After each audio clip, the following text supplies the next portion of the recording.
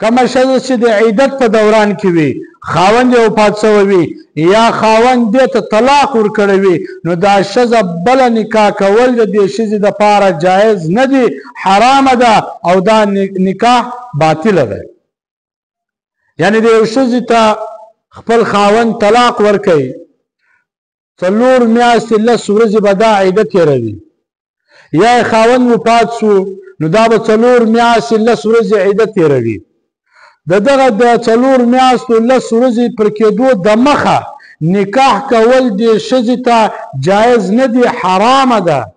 دا نکاح له سرې نکاح نه ده، دا نکاح باطل ده، په شریعت کې دې نکاح ته اعتبار نشته.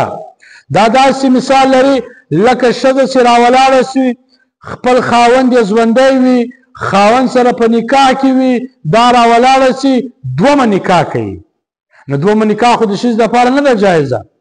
نو د دې ښځې چې طلاقه شوې ښځه ده او یا کونډه ښځه ده نو 4 میاشتې 10 ورځې بعد به دا نکاح کوي. که 4 میاشتې 10 ورځې مخکې نکاح وکړه دا نکاح ته هېڅ اعتبار نشته، دا نکاح درست نه ده، دا جایز نه ده، بلکې دا په دې وخت کې نکاح کول حرام دي، ګناه ده. یو سړی راولاړ شي او د یو داسې ښځې سره نکاح کوي چې هغه د بل چا په نکاح کوي، نو دا خو سړي ته نکاح نه ده روا، جایزه نه ده، بلکې دا نکاح حرامه ده. نو داسې مثال لري نو دا سړی چې راولاړ شي د کونډې ښځې سره یا هغه طلاقه شوې ښځې سره دی نکاح کوي په دوران د عدت کې، دا داسې مثال لري لکه دی چې راولاړ شي یو داسې زنانې سره نکاح کوي چې هغه د بل چا په نکاح کوي، نو دا نکاح له سرې نکاح نه ده بلکې دا باطله ده.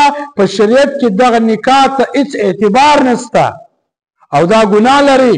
که څوک نکاح ورتړي هغه هم ګناهګاره ده او که څوک نکاح کوي که نر وي که ښځې هغه هم ګناهګاره ده.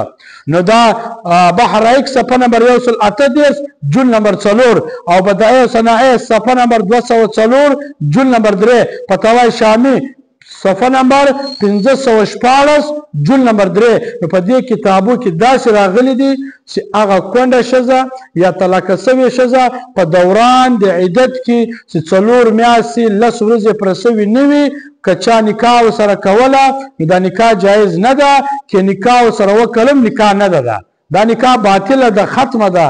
ولې ځکه دا په داسې وخت کې د نکاح کړې ده چې د ښځې نکاح نه ده کېدلی. ولې ښځه په عدت کې ده چې هر وخت عدت پوره شوه 4 میاشتې 10 ورځې پوره شوه بیا نکاح کولی شي، ورنه نکاح په دې وخت کې حرام ده، ناجایز ده، ګناه ده.